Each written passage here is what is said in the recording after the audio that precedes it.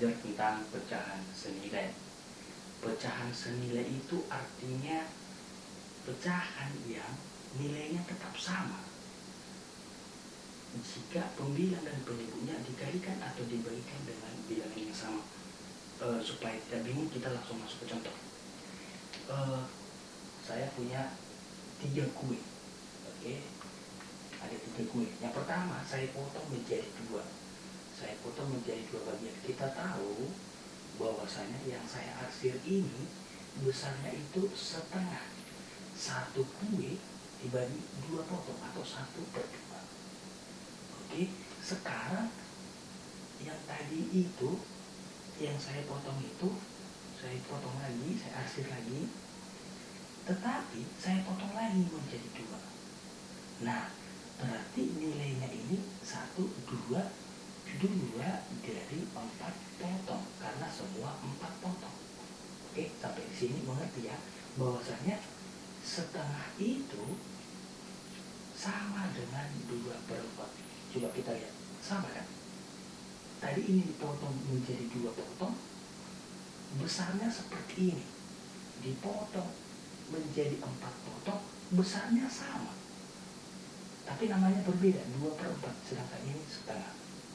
Lalu kue yang ketiga, yang tadi besarnya ini, dipotong lagi menjadi 8 potong. Ada 8 potong. Kita hitung yang dihasil, 1, 2, 3, 4. Ada 4 dari 8 potong. Nah, dari ketiga contoh ini kita tahu bahwasanya setengah itu sama dengan 2/4, sama juga dengan 4/8. Oke, gampang ya pecahan senilai. Dan kalau berikutnya lagi dipotong menjadi beberapa bagian, misalnya ini dipotong menjadi 16 potong, dipotong menjadi 10 potong, dan lain-lain, dengan sebesar ini pasti nilainya sama. Oke, pecahan senilai gampang ya. Oke.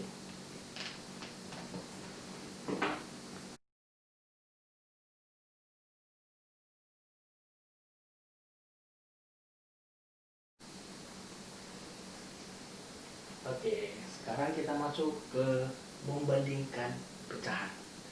Siapakah lebih besar? Setengah daripada sepertiga, sepertiga daripada 2/4, 2/4, dan seterusnya. Jadi ketika kita melihat sebuah pecahan, siapa yang lebih besar daripada ini ya? Nah, kalau kita melihat gambar, pasti sangat gampang. Contohnya ini. Siapakah lebih besar? Setengah daripada 3/4. Nah, kalau kita lihat gambarnya, ini dengan ini, kita lihat ya. Kita lihat. Setengah dengan 3/4. Mana lebih besar? Lebih besar 3/4. Jadi membacanya setengah lebih kecil daripada 3/4. Nah, berikutnya. Misalnya gini. 3/4 dengan 7/8. Mana lebih besar? Kuisi apa paling banyak? Kuisi apa paling banyak? Kuisi 3/4 atau si 7/8? Dari sini, dari gambar, gampang sekali kita lihat. Karena kita lihat ini, arsiran ini lebih banyak, kuenya lebih banyak. Maka jelas di sini 3/4 lebih kecil daripada 7/8. Nah, yang menjadi masalah, bagaimana kalau tidak ada gambarnya? Nah, kalau tidak ada gambarnya juga sangat mudah. Caranya sangat-sangat mudah. Oke. Yang pertama, perlu kita lihat, kita harus tahu dulu siapa sebagai pembilang, siapa sebagai penyebut. Oke. Saya hapus dulu.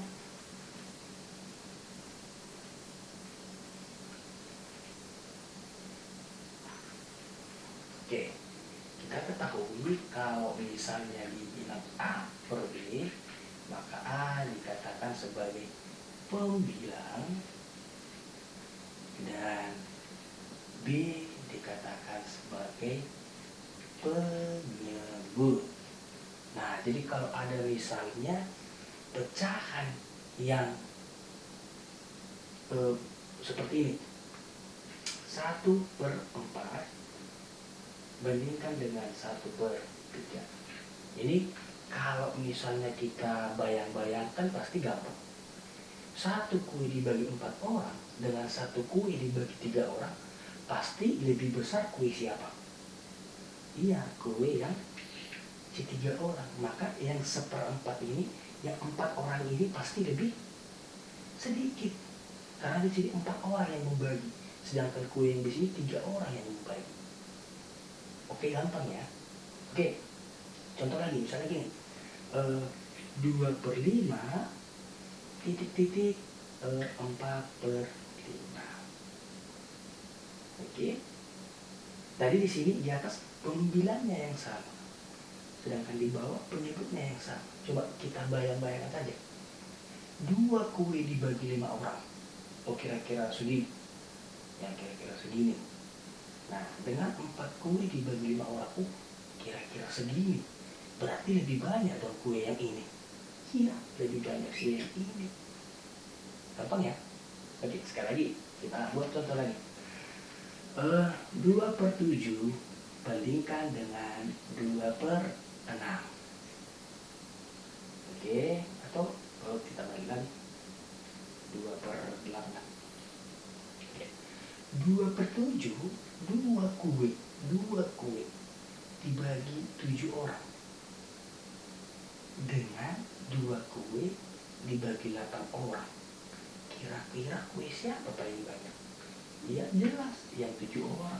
Jadi 2/7 lebih besar daripada 2/8. Oke, dengan contoh yang seperti ini, yang penyebutnya sama.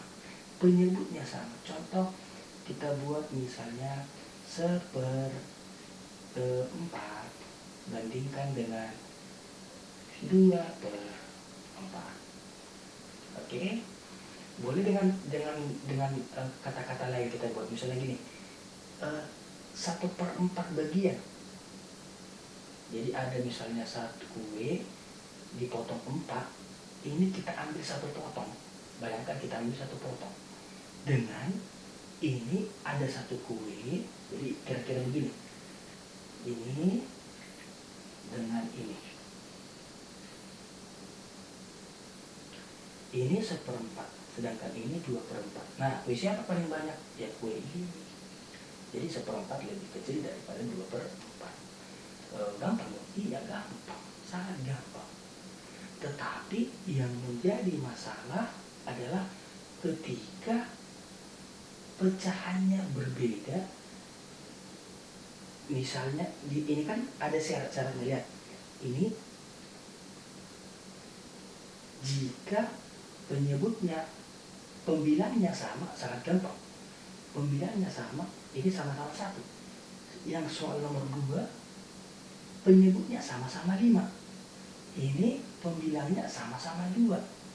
Ini penyebutnya sama-sama 4. Jadi seperti tadi, tanpa kita hitung-hitung pun, hanya kita membayang-bayangkan saja, itu sangat gampang.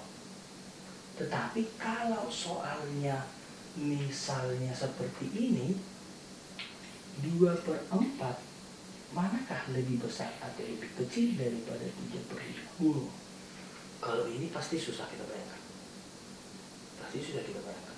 Tapi boleh kita buat dengan cara gambar. Boleh kita langsung hitung, kita ubah menjadi bentuk desimal. Boleh dengan cara paling cepat lagi, boleh langsung kita kalikan silang. Oke, tapi supaya lebih gampang dan lebih paham, lebih baik kita pelajari dulu semuanya. Oke.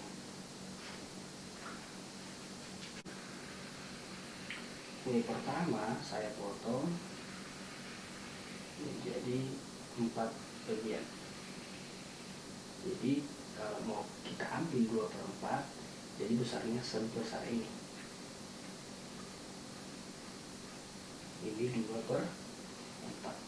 Tapi kuenya jangan diambil dulu. Nah, jadi kita biarkan di situ kuenya, tapi sudah kita potong menjadi 4.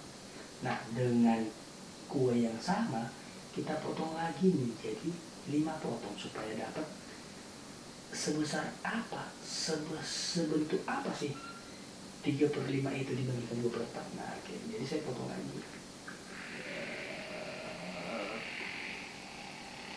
1, 2, 3, 4. Jadi ini 1, 2, 3, 4, 5. Jadi sudah 5 potong. Nah, kalau kita bandingkan ini tadi 3/5, lihat ya, 1, 2, ini 3/5. Sedangkan 2/4 segini. Oke, atau misalnya ini saya arsirnya berbeda, 2/4 sebesar ini, sedangkan 3/5 sebesar ini. Jelas dalam kue ini 2/4 lebih kecil daripada 3/5. Oke.